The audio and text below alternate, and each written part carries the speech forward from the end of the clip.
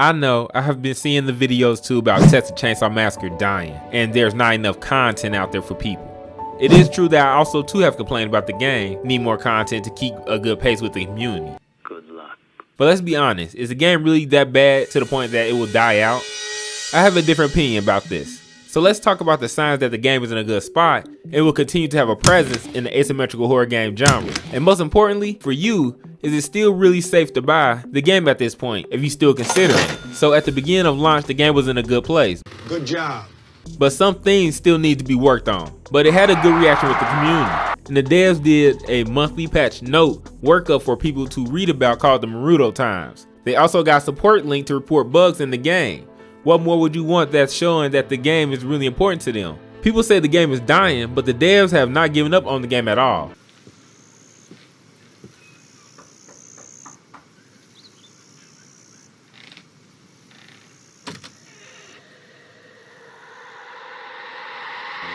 The devs told us that we shouldn't get too used to weekly updates early on because the team will start working on bigger projects that will take more time. One of those issues was Leatherface in that grandpa animation when he wakes up. Now everybody complained about this. The devs told us that this would take time to fix as well because of some hard coding that the animation is linked to.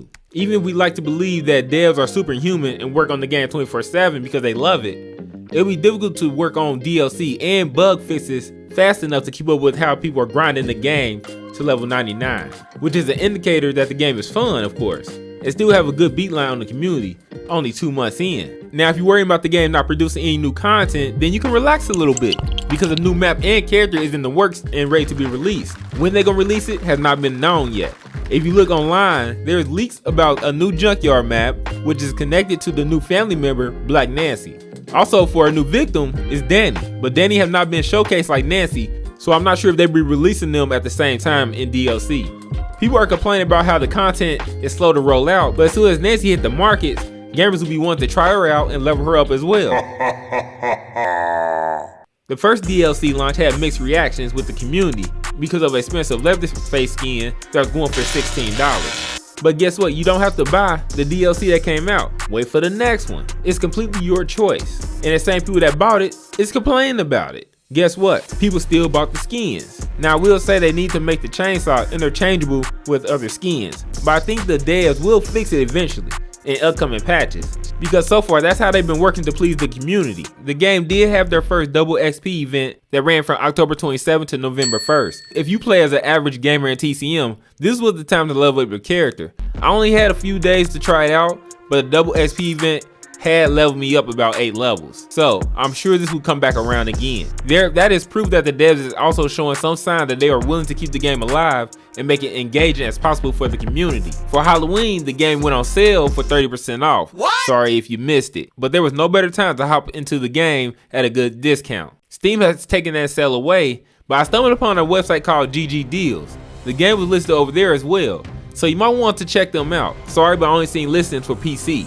but I'm not sure how long that price will last. For the record, I am not informed about this website, so shop on there at your own risk. This next thing I have to say to support my claim that the game is not dying and is worth buying is that you still see content creators getting a good amount of views off of Texas Chainsaw Massacre, which shows that the community is still active. You may see people complain, but they complain about the things that are currently going on in the game. It's like, hold on, when was the last time you played the game if the game was dying? Made you think. Here a post on Twitter about the XP event, and look at all those views. No dying game is gonna get those kind of views, that type of recognition on Twitter. Texas Chainsaw Massacre Game builds are being shown all over YouTube. I know you see them because I watch them too. Of course the game will hit a baseline, we all know that, like every other asymmetrical horror game. But I believe that the baseline will be better than Evil Dead just for comparison purposes. So, what is the question? Is Texas Chainsaw Massacre dying? No, I don't believe it is dying from the amount of content that's around on social media about it.